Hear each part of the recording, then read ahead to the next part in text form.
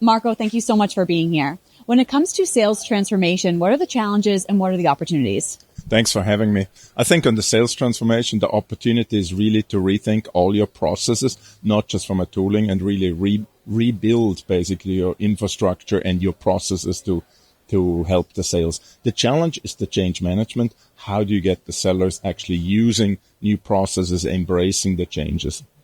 And how can organizations really leverage Sales Cloud and Revenue Cloud? I think the end-to-end process is really key, right? That you start with the Sales Cloud for the prospecting, for the opportunities, and then really go through with Revenue Cloud to book the deals, to sign the deals, and actually book it in your ERP. That end-to-end, that's where the opportunity is.